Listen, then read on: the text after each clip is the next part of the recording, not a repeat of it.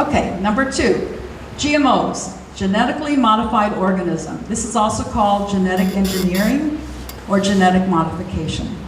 So they used to use the term genetic engineering, but they moved away from using that term because engineering sounds artificial, and people get scared when they hear engineering. But when you talk about genetic modification, oh yeah, we've been modifying plants for 1,000 years. It's a natural process. But in fact, this is not a natural process because you're actually inserting a gene from one species and putting it in another species. For example, a spider gene in a goat to create silk, to either make plastic or to create artificial replacement parts for human beings. Shrimp or fish inserted into a tomato. Some of you may have heard of the flavor Savor, which was a tomato which failed disastrously. It was the first GMO product that was put on the market and nobody wanted to eat it because it tasted so horrible. Right now, we're discussing GMO salmon. So this is a trout that has been crossed with a salmon to allow it to grow faster and supposedly to feed the world. But what are the consequences when that fish is released out into nature, into the ocean? And then most recently, the UH has been talking about inserting a jellyfish gene into rabbits and other animals. And this is done together with the university in Istanbul. There's a Turkish scientist working at the University of Hawaii who says that by putting this jellyfish gene into these animals, we can better detect where the weakened organ or the damaged tissue is and remove it and help that person medically with this advanced GMO technology. In fact, there are only 2 traits which have been successful. This is number 1, to create Roundup Ready seeds, meaning that when the seed is planted, that plant will resist being sprayed with tons and tons of Roundup. And number 2, the Bt toxin, which has been inserted into the plant to make it a pesticide factory, which then when you consume those foods, you also become part of that pesticide factory because now that bacteria is in your gut and cannot be neutralized or killed by cooking food or washing it off from the produce. So, which crops are GMO? People always think, oh, is avocado GMO? Are apples GMO? Not yet. We know for sure that sugar, if it's not cane sugar, it's sugar from sugar beets. Corn is used extensively now in all processed foods. This is GMO. We have soy, we have canola. Have you ever seen a canola plant? Canola stands for Canadian non-oleic low acidic. This is a plant that was developed in a Canadian laboratory and originally was rapeseed, but has now had the bitterness taken out. And this is being promoted as something that's very good for your heart and your health. I tell people, don't use it.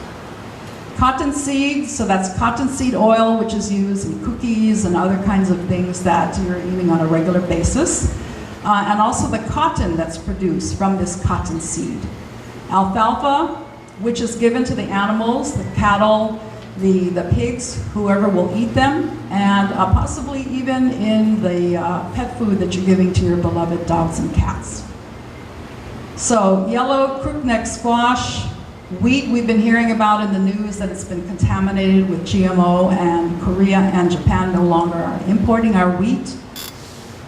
We've had the spectacular, wonderfully publicized rainbow papaya, and the Kamiya and the Laie Gold and Kahuku papayas. These have been contaminating other organic and conventionally grown papayas. So as Melanie Bandera said in that film, which was produced 7 years ago, there's at least 50% of regular papayas that have been contaminated with GMO. And as a footnote,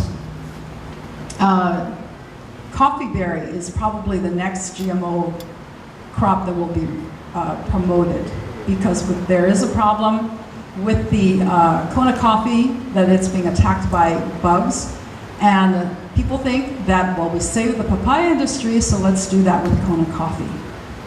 And then taro is being spoken about as needing to be genetically modified again because of all the diseases that are occurring out in the fields. And again, as a side note, there have been genetically modified cats, so that you can buy a cat which does not make you sneeze when you have it living in the house. And a human baby was born on May 28, 2013. Maybe not technically genetically modified, but certain genes were inserted into the embryo to make that baby a better baby. So this is science gone wrong, and we have to stop it. Okay, this is a slide from Dr. Lauren Pang's presentation. I just want to bring your attention to the middle part. So the National Institute of Health and Biosafety Review supposedly controls what's happening in the laboratory. So you see the lab GM product. If it's being grown in the laboratory, it can be monitored. However, when that GM crop or seed is put out into the open field and being grown and blown about and carried by bees and birds, we don't know where that drift is going. We don't know how it's affecting the surrounding neighborhoods and communities. So he's saying that these products can be going through the wind, through the soil, and affecting workers and communities as well. So this is the question: is GMO safe? Yes. Next. What are the long-term consequences of GMO? I'm just going to touch upon them. Some of the human health risks include respiratory problems, allergies, potential diabetes type 2. We know from the Seralini and other scientific studies that have been done that there are changes in the liver, kidneys, stomach, large intestines. We know that people are developing malnutrition because the Roundup blocks the absorption of nutrients into the gut. We're seeing more and more infertility, not only in the animals, but in human beings, women who are unable to give birth or even get to conceive a child.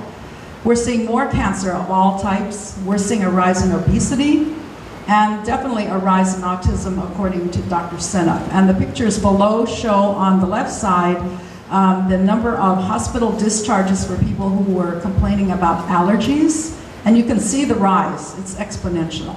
And on the right-hand side, these are people who are showing signs of autism. And she correlated that rise with the extensive use of Roundup in commercial and private personal usage. So something's happening out there, and this has to stop.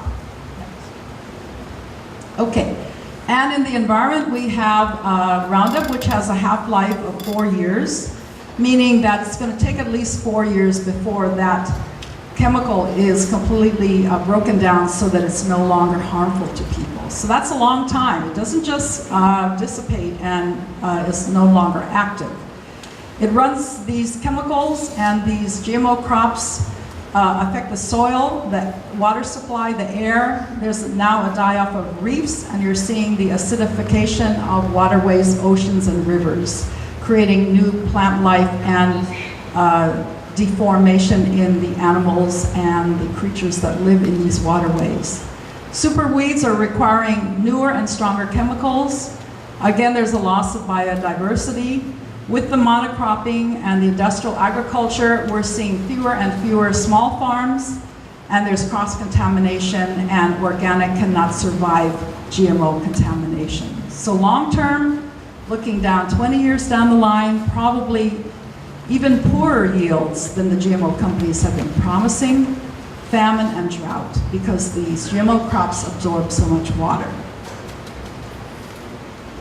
Now to my favorite bees. I myself am a beekeeper, and I got to know Howard through John Deliri, who brought me some beehives to put in my backyard. And my name is Melissa. So Melissa in Greek means honeybee.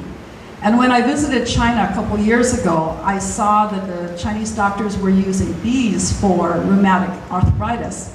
And I was really inspired, and I said, you know, I have to start doing this myself because I got to live up to my namesake. But after getting to know my bees, I realized I can't kill them, you know. If they sting me, it's my fault. But to actually take a bee and sting it into somebody's wrist or ankle, I can't do that. So the bees will only serve to pollinate the area where I live and to hopefully restore the neighborhood. So what is the future of honeybees? Okay, honeybees, Apis mellifera, these are Italian bees and German bees that have been imported into the United States, into America. Originally, they came from Europe, Asia, and Africa. And there are at least 20,000 known bee species. They produce honey, propolis, beeswax, honeycomb, royal jelly. They pollinate fruits and seeds. And as they mentioned in the video, almonds and blueberries, which everybody's eating today, every day, are pollinated by bees. So they serve a very, very important purpose in providing us a variety in our food supply.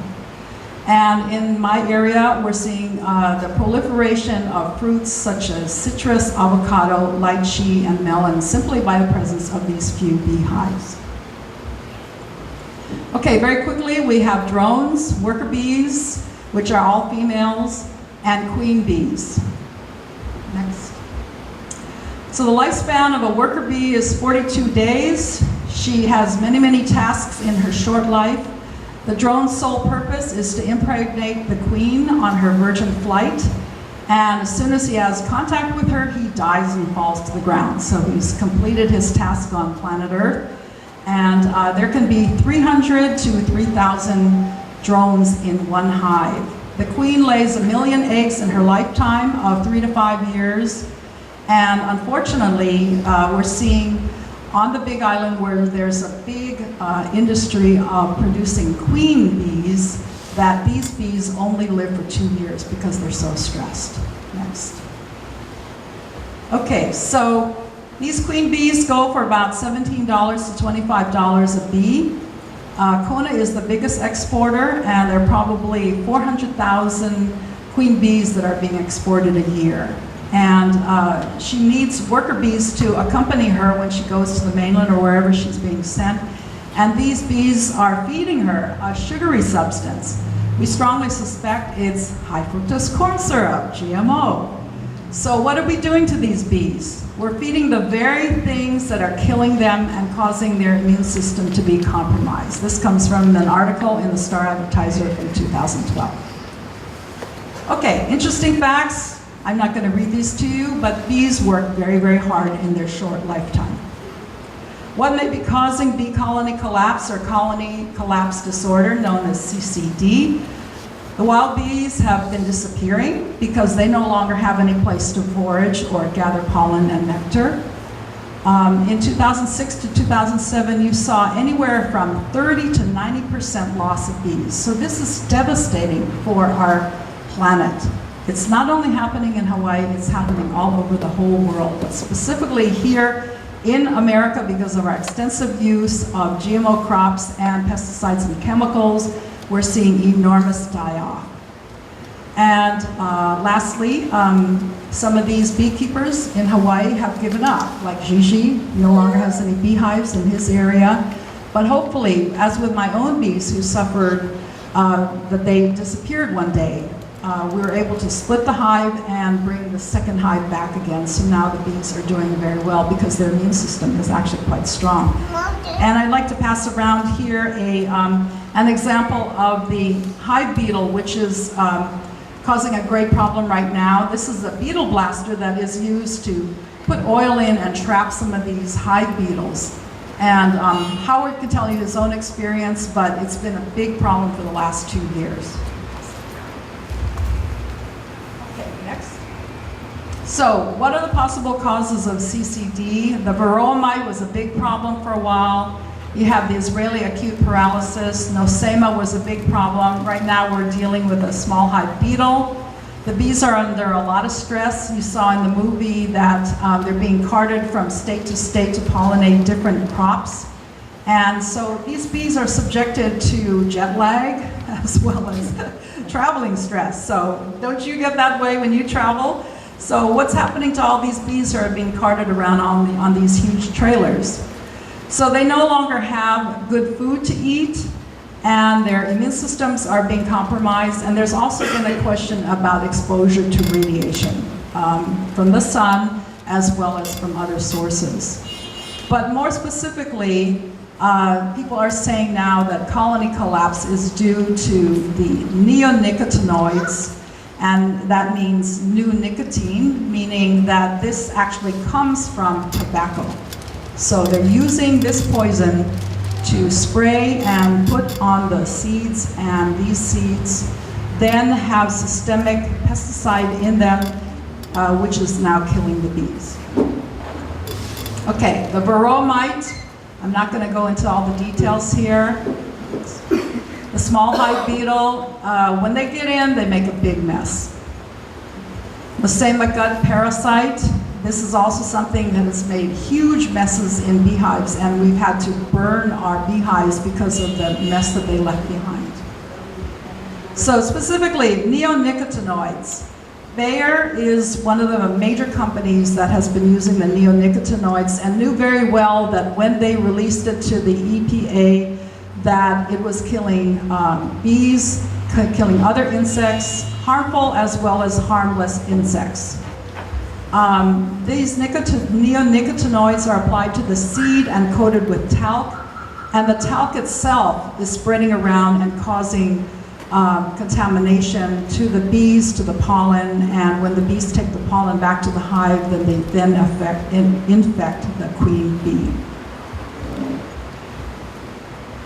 So WikiLeaks, as much ill repute as it has, brought out the fact that Bayer knew very well that it had an effect, the neonicotinoids had an effect on the insects, but still the EPA went ahead and approved it.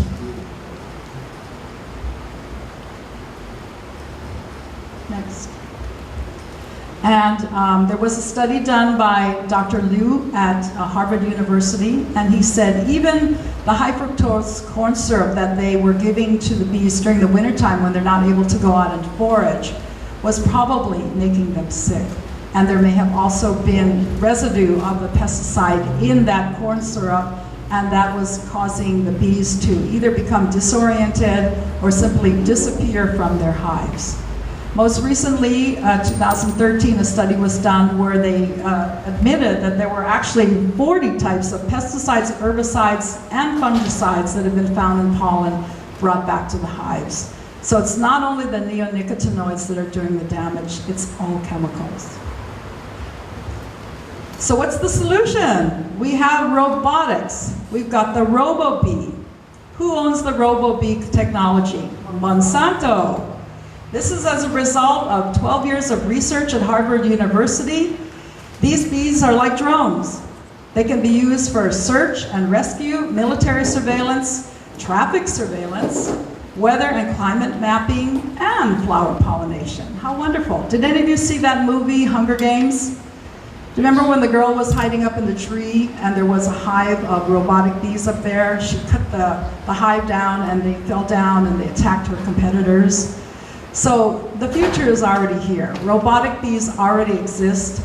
They're actually only 1.2 inches in size, so they're about the size of a quarter.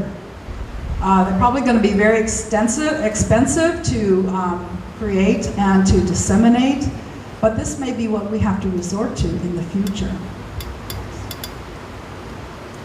And in 2011, Monsanto bought the company Biologics, which is a research company which was working on something called the RememBee technology, which is an antiviral agent which utilizes RNA interference that blocks gene expression to stop CCD. So again, they're going to use this kind of technology to stop something which is actually a very natural process. And if you let something run its course, then the plant, the human being, will eventually recover.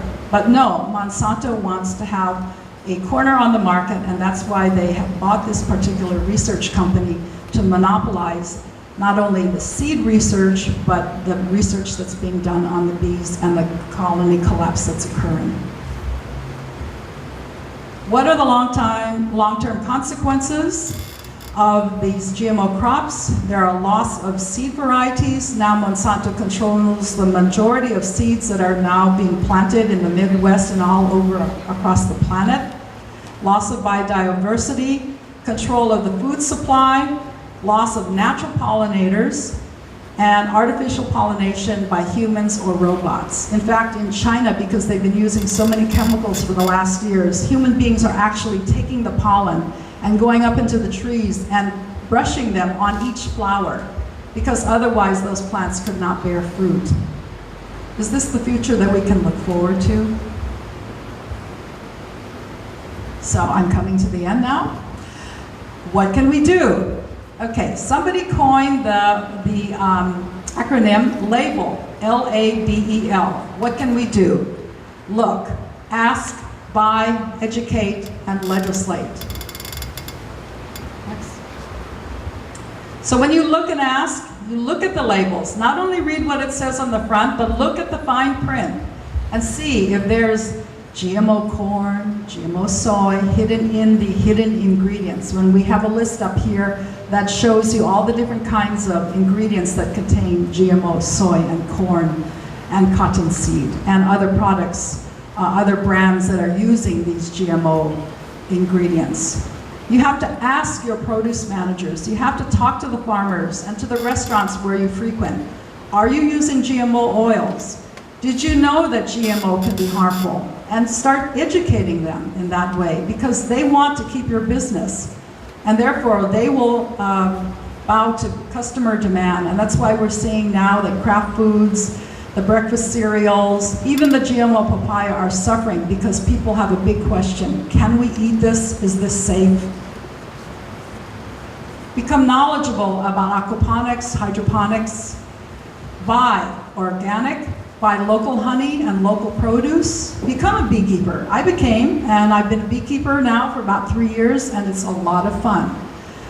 So you can have up to 8 hives on your property no matter where you live. Of course, you have to ask your neighbors if they'll let you. But my neighbors were really happy because they knew that their trees would be pollinated, and they knew that I would eventually give them some honey for Christmas. Okay, so grow organic. Remember the Victory Gardens in World War II? People had gardens everywhere. They were growing their own food. We're going to have to return to that if we're going to survive the crisis that's coming. Start to make your own compost. Save the scraps from your food, cooking, and raise worms. I have my own rabbit now. Many of my neighbors now have chickens.